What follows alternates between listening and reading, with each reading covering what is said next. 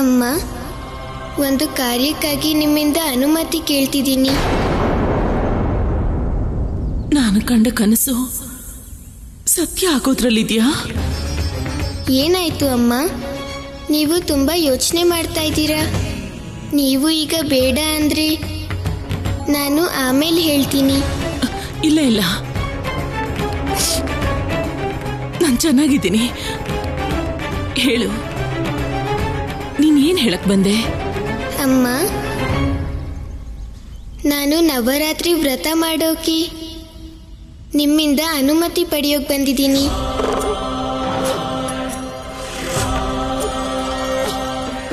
ನಾನು ಗೆಳತಿ ಪಾರ್ವತಿಯಿಂದ ದೂರ ಆಗಿರೋ ಮಹಾದೇವನ ಹುಡುಕೋಕೆ ಸಹಾಯ ಮಾಡೋಕೆ ಮತ್ತೆ ಅವರಿಬ್ಬರನ್ನ ಒಂದು ಮಾಡೋದಿಕ್ಕೆ ನಾನು ನವರಾತ್ರಿ ವ್ರತ ಮಾಡ್ತಿದ್ದೀನಿ.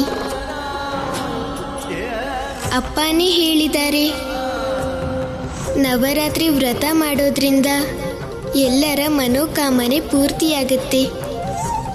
ಈಗ ನಾನು ವ್ರತನ ನನ್ನ ಗೆಳತಿಗೋಸ್ಕರ ಮಾಡ್ತಿದ್ದೀನಿ. ಆದ್ರಿಂದ ಗೆಳತಿ ಹೇಳಿದ್ದಾರೆ ನಾನು ನವರಾತ್ರಿ ಪೂಜೆನ ಅವ್ರ ಮನೇಲೇ ಮಾಡಬೇಕು ಅಂತ. ನಾನು ಅದಕ್ಕೆ ಅನುಮತಿ ಪಡೆಯೋಕೆ ಬಂದಿದ್ದೀನಿ. ನಿಮ್ಮ ಅನುಮತಿ ಇದೆ ಅಲ್ವಾ ಅಮ್ಮ?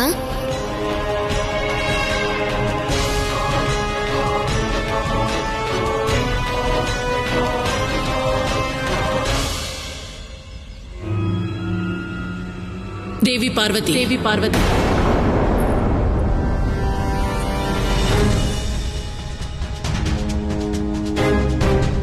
ನಿಮ್ಮ ಉತ್ಸವದ ಸಿದ್ಧತೆ ಮಧ್ಯೆ ನಾನು ಮಾತಾಡ್ಬೋದಾ?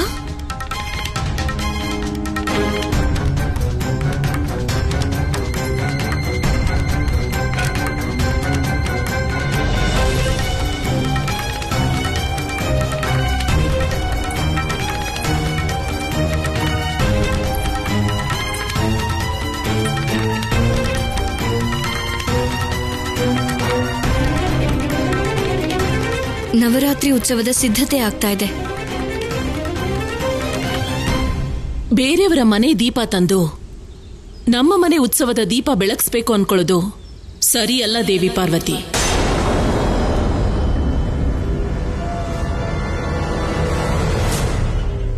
ತಾಯಿ ದುರ್ಗೆಯ ಪೂಜೆ ದೇವಿ ಅನಸೂಯ. ದೀಪ ಜಗತ್ತಿನ ಪ್ರತಿ ಮನೆಯಲ್ಲೂ ಬೆಳಗತ್ತೆ. ನಿಮ್ಮನೆ, ನಮ್ಮನೆ, ಎಲ್ಲ ಕಡೆ.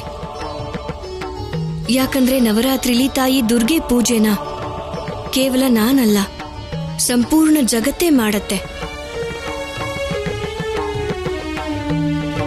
ದೇವಿ ಪಾರ್ವತಿ, ನೀವು ಒಂದು ಕಡೆ ಒಬ್ಬ ತಾಯಿ ಮನಸ್ಸು ನೋಯಿಸಿದಿರಿ. ಆ ತಾಯಿಯಿಂದ ಅವಳ ಮಗನನ್ನ ಕಿತ್ಕೊಳ್ಳೋ ಪ್ರಯತ್ನ ಮಾಡ್ತೀರಿ. ಮತ್ತಿನ್ನೊಂದು ಕಡೆ ಮಾತೆ ದುರ್ಗೆ ಪೂಜೆ ಮಾಡ್ತೀರಿ. ಅದೇನಂದ್ರೆ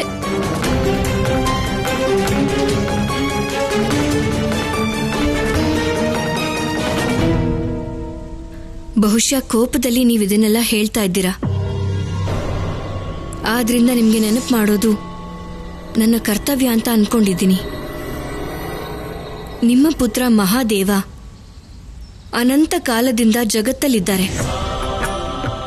ಸ್ವಯಂಭೂ ಮಹಾದೇವನ ಬಗ್ಗೆ ಯಾವುದೇ ಅಭಿಪ್ರಾಯ ವ್ಯಕ್ತಪಡಿಸೋದು ಸರಿಯಲ್ಲ ದೇವಿ ಅನಸೂಯ. ಅಲ್ಲದೆ ನಿಮಗೂ ಗೊತ್ತಿದೆ, ಅವರು ಯುಗ ಯುಗಗಳಿಂದ ನನ್ನ ಪತಿನೇ.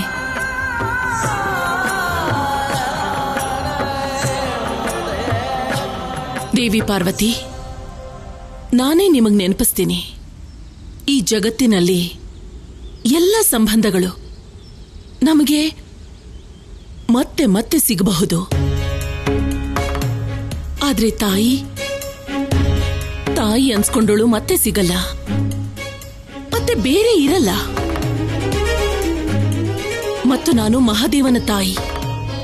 ನೀವ್ ಹೀಗೆ ಒಬ್ಬ ತಾಯಿಗೆ ಪುತ್ರ ವಿಯೋಗದ ಷಡ್ಯಂತ್ರ ಮಾಡ್ತಿದ್ದೀರಿ.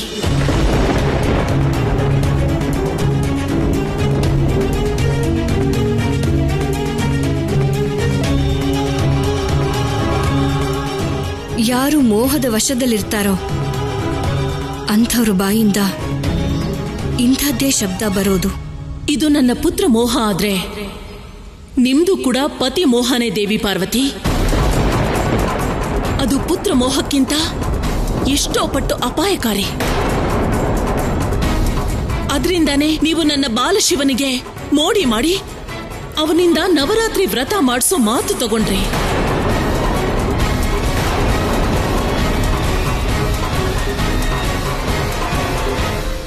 ಇಲ್ಲ ದೇವಿ ಅನಸೂಯ, ಇದು ಸತ್ಯ ಅಲ್ಲ.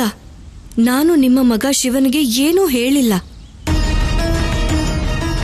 ನನ್ನ ಮಹಾದೇವನ ಹುಡ್ಕೋಕೂ ಹೇಳಿಲ್ಲ, ಅಥವಾ ನವರಾತ್ರಿ ವ್ರತ ಮಾಡೋಕೂ ಹೇಳಿಲ್ಲ. ಹಾ, ವ್ರತದ ಮಾತನ್ನ ಸ್ವಯಂ ಬಾಲಶಿವನೇ ನಮ್ಮ ಮುಂದೆ ಹೇಳಿತ್ತು. ನಮ್ಮ ಮೂವರಲ್ಲಿ ಯಾರು ಕೂಡ ಬಾಲಶಿವನ ಮುಂದೆ ವ್ರತದ ಚರ್ಚೆ ಮಾಡಲಿಲ್ಲ. ನೀವು ತ್ರಿದೇವಿಯರು, ಆದ್ರೆ ನೀವು ಸ್ತ್ರೀಯರಾಗಿ ಇನ್ನೊಬ್ಬ ಸ್ತ್ರೀಯಿಂದ ನಿರ್ವಾಣ ಭಿಕ್ಷೆ ಯೋಜನೆ ಮಾಡೋದೇ ಆದ್ರೆ ನೀವಿದನ್ನು ಮಾಡಬಹುದು.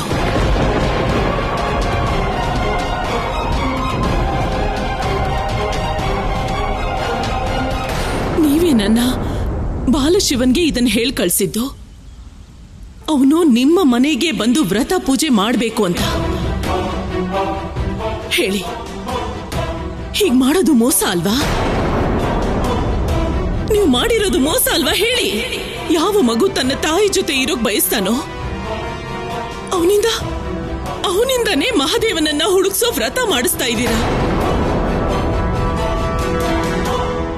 ಆದ್ರೆ ನನ್ ಮಗನಿಗೆ ಗೊತ್ತೇ ಇಲ್ಲ ಮಹಾದೇವ ಇಲ್ಲಿಗೆ ಬರ್ಬೇಕು ಅಂದ್ರೆ ಅವನು ತಾನೇ ದೂರ ಆಗ್ಬೇಕು ಅಂತ.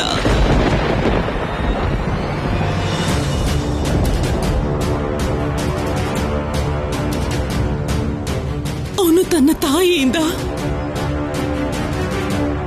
ಶಾಶ್ವತವಾಗಿ ದೂರ ಹೋಗ್ಬೇಕಾಗುತ್ತೆ. ಇನ್ನು ಎಷ್ಟು ಮೋಸ ಮಾಡ್ತೀರಾ ನೀವು?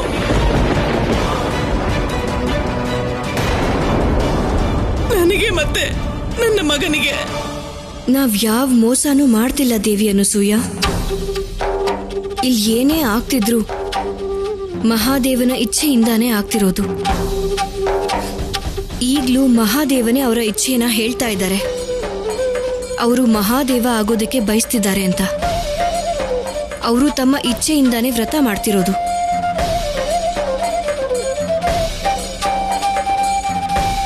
ಈಗ ನೀವಷ್ಟೇ ಅಲ್ಲ, ಜಗತ್ತಿನ ಯಾವ ಶಕ್ತಿನೂ ಅವರನ್ನ ಮಹಾದೇವ ಆಗೋದ್ರಿಂದ ತಡೆಯೋಕ್ ಸಾಧ್ಯ ಇಲ್ಲ.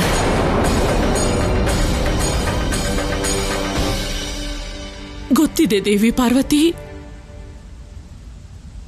ಮಹಾದೇವನನ್ನ ತಡೆಯೋದು ಸಾಧ್ಯನೇ ಇಲ್ಲ. ಆದ್ರಿಂದಾನೇ ನಾನು ಬಾಲಶಿವನಿಗೆ ನಿಮ್ಮ ಮನೆಗೆ ಬಂದು ನವರಾತ್ರಿ ವ್ರತದ ಪೂಜೆ ಮಾಡೋದಿಕ್ಕೆ ಅನುಮತಿ ಕೊಟ್ಟಿದ್ದೀನಿ.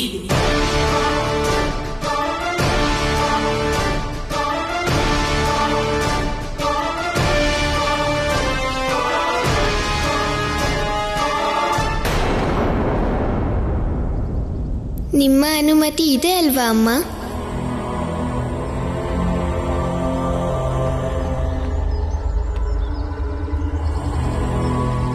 ಹೇಳಿ ಅಮ್ಮ, ಅನುಮತಿ ಇದೆ ಅಲ್ವಾ ನವರಾತ್ರಿ ವ್ರತ ಮಾಡೋಕೆ? ದೇವಿ, ಶಿವ ನಿಮ್ಮಿಂದ ನವರಾತ್ರಿ ವ್ರತಕ್ಕೆ ದೇವಿ ಪಾರ್ವತಿ ಮನೆಗೆ ಹೋಗೋದಕ್ಕೆ ಅನುಮತಿ ಕೇಳ್ತಾ ಇದ್ದಾನೆ.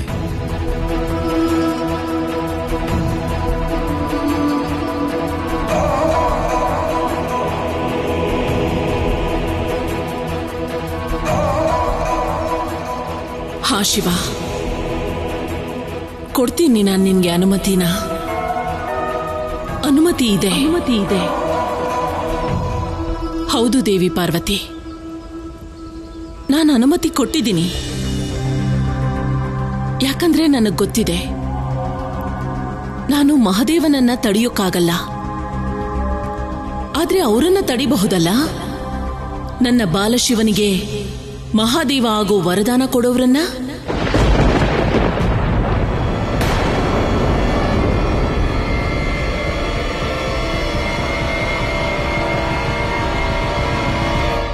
ಈಗ ನನ್ನ ಮಾತನ್ನು ಕೇಳಿ ನೀವೆಲ್ಲ. ನಾನು ಋಷಿ ಅತ್ರಿ ಪತ್ನಿ ಮಹಾಸತಿ ಅನಸೂಯ ನಿಮ್ಮ ಮೂವರನ್ನು ಸಾಕ್ಷಿಯಾಗಿಟ್ಟು ಪ್ರಮಾಣ ಮಾಡ್ತೀನಿ.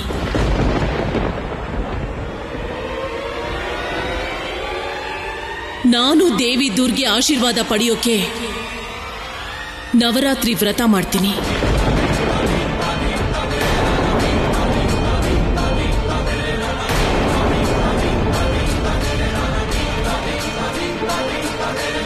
ಮತ್ತು ನನ್ನ ಬಾಲಶಿವನನ್ನ ತಾಯಿ ದುರ್ಗೆ ಹತ್ರ ಶಾಶ್ವತವಾಗಿ ಕೇಳ್ತೀನಿ.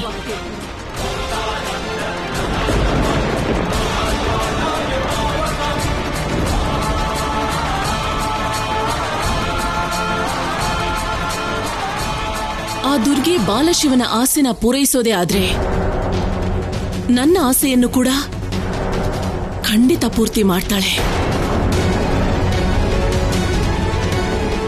ಇಲ್ಲಿಂದ ಹೋಗೋ ಮೊದಲು ನಾನು ನಿಮ್ಗೆ ಈ ವಿಷಯ ಹೇಳಲೇಬೇಕು ದೇವಿ ಪಾರ್ವತಿ. ನನ್ನ ಈ ವ್ರತ ನಿಮ್ಮ ಈ ಯೋಜನೆಯನ್ನ ಖಂಡಿತ ನಾಶ ಮಾಡುತ್ತೆ.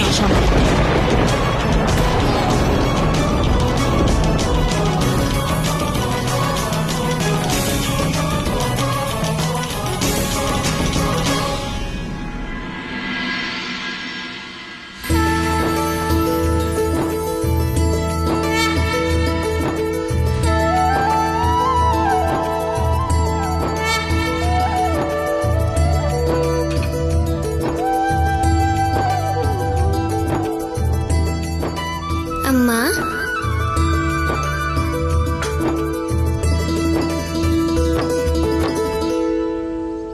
ನೀವು ನನಗೆ ಹೇಳೇ ಇಲ್ಲ ನೀವು ನವರಾತ್ರಿ ವ್ರತ ಮಾಡ್ತಿದ್ದೀರಾ ಅಂತ. ಹೌದು ಶಿವ, ನಿನ್ನೆ ನಿನ್ನ ಹತ್ರ ಮಾತಾಡಿದ್ಮೇಲೆ ರಾತ್ರಿನೇ ನಾನು ನಿರ್ಧಾರ ಮಾಡಿದೆ.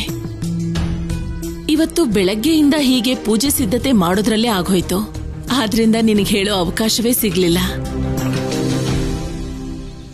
ದೇವಿ,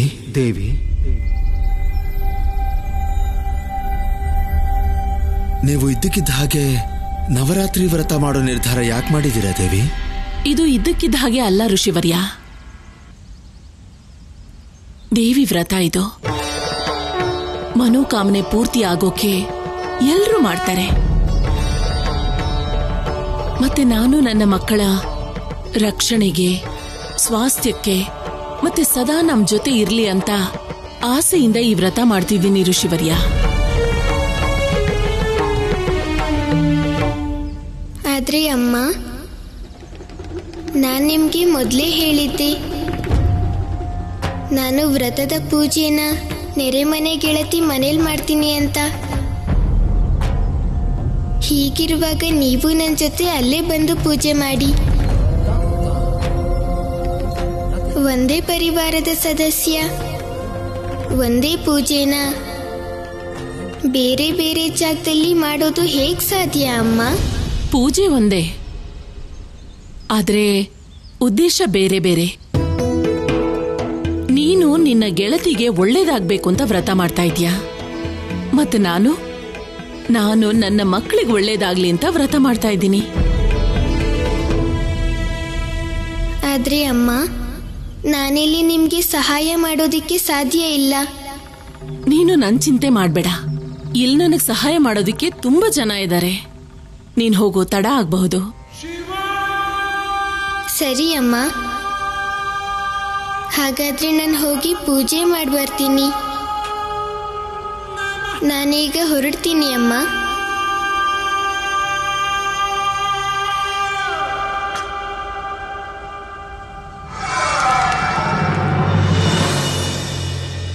ದೇವಿ ಅನಸೂಯ, ಇದು ಸರಿಯಲ್ಲ ಅನ್ನಿಸ್ತಾ ಇದೆ. ದೇವಿ ದುರ್ಗಾ ಮಾತೆಯ ಈ ಪವಿತ್ರ ವ್ರತನ ನೀವು ಪಾರ್ವತಿ ಮತ್ತೆ ನಿಮ್ಮ ಮಧ್ಯದ ಸ್ಪರ್ಧೆ ಮಾಡಿದ್ದೀರಾ. ಇದು ಸರಿಯಲ್ಲ. ಏನಾಗುತ್ತೋ ಎಲ್ಲ ಮಹಾದೇವನ ಇಚ್ಛೆ. ಅನ್ನೋ ಸತ್ಯನ ಶಿವನ ತಾಯಾಗಿದ್ದು ನೀವು ಮರೆತಿದ್ದೀರಾ.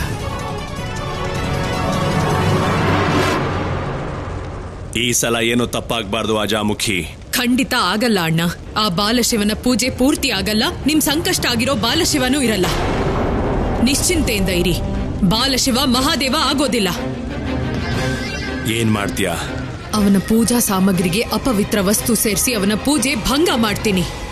ಅದ್ಭುತ, ಅತ್ಯದ್ಭುತ. ಇದ್ರ ಜೊತೆಗೆ ಮತ್ತೆಲ್ಲೆಲ್ಲಿ ಆ ಅಸುರಮರ್ದಿನಿ ಪೂಜೆ ಆಗ್ತಿದ್ಯೋ ಅಲ್ಲಿಗೆಲ್ಲ ನಮ್ಮವ್ರನ್ನ ಕಳಿಸಿ ಆ ಪೂಜೆನ ಭಂಗ ಮಾಡು. ಪೂಜೆ ಮಾಡೋರಲ್ಲಿ ಭಯ ಹುಟ್ಟಿಸಿ ಎಲ್ರು ದುರ್ಗಾ ಪೂಜೆ ಮಾಡೋದನ್ನ ಬಿಟ್ಬಿಡೋ ಹಾಗೆ ಮಾಡು. ನೀವು ನಿಶ್ಚಿಂತೆಯಿಂದ ಇರಿ. ನೀವೇನೇನ್ ಹೇಳಿದಿರೋ ಅದೆಲ್ಲ ಆಗೇ ಆಗತ್ತೆ. ಹೋಗು, ನಿನ್ ಕೆಲ್ಸ ಶುರು ಮಾಡ್ಕೋ. ಮೊದ್ಲು ಒಂದು ಶುಭ ಸಮಾಚಾರ ಹೇಳಿ ಆಮೇಲೆ ಹೋಗ್ತೀನಿ. ಶುಭ ಸಮಾಚಾರನ? ಏನದು? ಅನಸೂಯಾನು ನವರಾತ್ರಿ ವ್ರತ ಮಾಡ್ತಿದ್ದಾಳೆ. ಏನು? ಅನಸೂಯ ನವರಾತ್ರಿ ವ್ರತ ಮಾಡ್ತಿದ್ದಾಳ? ಹಾ ಅಮ್ಮ.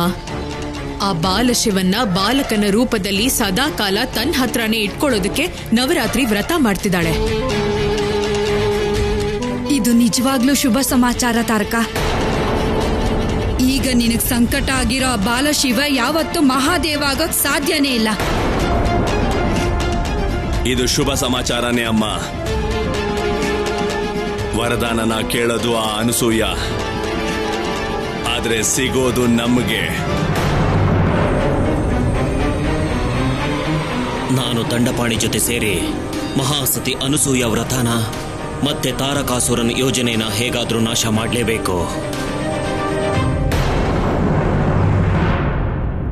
ಅಸುರ ರಾಜೇ ಸ್ಥಾಪನೌ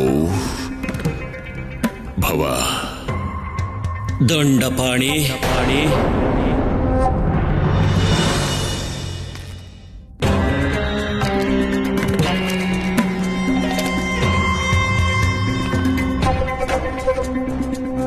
ನೀವು ಬನ್ನಿ ದೇವರಾಜ ಇಂದ್ರ. ನಮ್ಮ ಅಧಿಪತಿ ಸ್ವರ್ಗಾಧಿಪತಿ ದೇವರಾಜ ಇಂದ್ರನಿಗೆ ಈ ಗುರುಕುಲಕ್ಕೆ ಸ್ವಾಗತ. ಇವತ್ತು ಈ ತುಚ್ಛ ಪ್ರಾಣಿಯ ನೆನಪಾಗಿದ್ಯಾಕೆ? ನಿಮ್ಮ ಉದ್ದೇಶ ನೆನಪು ಮಾಡೋದಿಕ್ಕೆ. ಅದಕ್ಕೋಸ್ಕರ ನಾನು ಒಬ್ಬ ಸಾಧಾರಣ ಆಚಾರ್ಯನ್ನ ಉಪಕುಲಪತಿ ಮಾಡಿದ್ದೆ. ಇಲ್ಲ ದೇವರಾಜ, ನನ್ನ ಉದ್ದೇಶ ನನಗೆ ಯಾವತ್ತೂ ನೆನಪಿರುತ್ತೆ. ಆ ತ್ರಿಮೂರ್ತಿಗಳಿಗೆ ಅವರ ಬಾಲ ಸ್ವರೂಪಿನಿಂದ ಮುಕ್ತಿ ಕೊಡಬೇಕು, ಮತ್ತೆ ಬೇಗ ಅವರನ್ನ ತ್ರಿಲೋಕಕ್ಕೆ ಕಳಿಸೋ ಪ್ರಯತ್ನ ಮಾಡಬೇಕು. ಮತ್ತದು ಇಲ್ಲಿ ತನಕ ಆಗಿಲ್ಲ, ಆಗ್ತಾನೂ ಇಲ್ಲ, ಮತ್ತೆ ಅದು ಭವಿಷ್ಯದಲ್ಲೂ ಆಗೋದಿಲ್ಲ. ದಂಡಪಾಣಿ, ಗೊತ್ತಿದ್ಯಾ ದಂಡಪಾಣಿ? ಯಾರನ್ನೇ ಆದ್ರೂ ಉದ್ದೇಶದಿಂದ ದೂರ ಮಾಡೋದಿಕ್ಕೆ ಒಬ್ಬ ಪ್ರೇರಕ ಇರ್ತಾನೆ. ನನಗೆ ಅರ್ಥ ಆಗ್ಲಿಲ್ಲ ದೇವರಾಜ. ಬೇಗ ಅರ್ಥ ಆಗುತ್ತೆ ದಂಡಪಾಣಿ. ಆದಷ್ಟು ಬೇಗ ನಿನ್ನ ಈ ಉಪಕುಲಪತಿ ಭಾರಾನ ಬೇರೆ ಯಾರಾದ್ರೂ ಹೊರ್ತಾರೆ. ಇಲ್ಲ ದೇವರಾಜ, ಹಾಗೆ ಮಾಡಬೇಡಿ. ನಾನು ನಿಮ್ ಕೆಲಸನ ಪೂರ್ತಿ ಮಾಡ್ತೀನಿ. ಏನಾದ್ರೂ ದೊಡ್ಡ ಯೋಜನೆ ಮಾಡಿ ತ್ರಿಮೂರ್ತಿಗಳನ್ನ ತ್ರಿಲೋಕ ಕಳಿಸ್ತೀನಿ. ನೀನು ಯಾವ ಯೋಜನೆಯನ್ನು ಮಾಡಬೇಕಾಗಿಲ್ಲ ದಂಡಪಾಣಿ. ನೀನು ಕೇವಲ ಈಗಾಗ್ಲೇ ಮಾಡಿರೋ ಯೋಜನೆನ ಪೂರ್ತಿ ಮಾಡಬೇಕು ಅಷ್ಟೇ. ಈಗಾಗ್ಲೇ ಇರೋ ಯೋಜನೆ? ಹಾ ದಂಡಪಾಣಿ, ನನಗೆ ಮಾತೆ ಲಕ್ಷ್ಮಿಯಿಂದ ಸೂಚನೆ ಸಿಕ್ಕಿದೆ. ಸತಿ ಅನಸೂಯ ನವರಾತ್ರಿ ವ್ರತ ಮಾಡ್ತಿದ್ದಾರೆ ಅಂತ. ಅವರು ನವರಾತ್ರಿ ವ್ರತನ ಯಾಕಾಗ್ ಮಾಡ್ತಾರೆ ದೇವರಾಜ?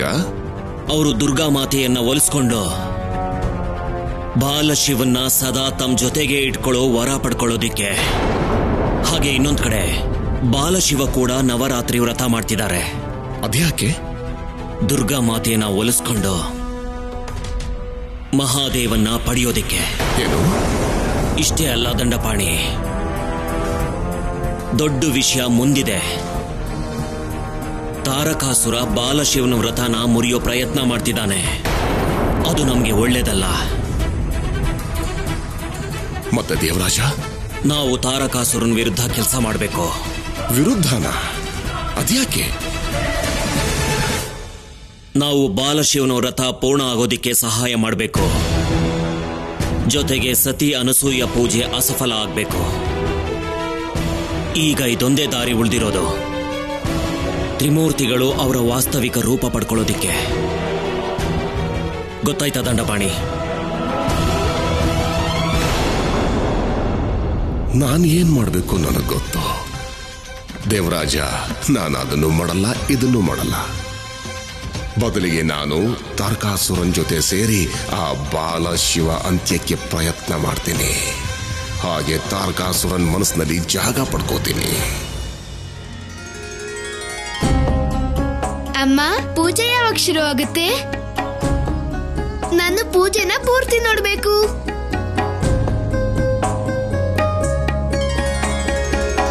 ಪೂಜೆ ಆರಂಭ ಆದಾಗ ನಿಮ್ಮ ತಾಯಿ ನಿಮ್ಮನ್ನ ಇಲ್ಲಿಗೆ ಕರೀತಾರೆ. ಅಲ್ಲಿ ತನಕ ನೀವೆಲ್ಲ ನಿಮ್ಮ ಕೊಠಡಿಲಿ ಓದ್ಕೊಳ್ತಾ ಇರಿ.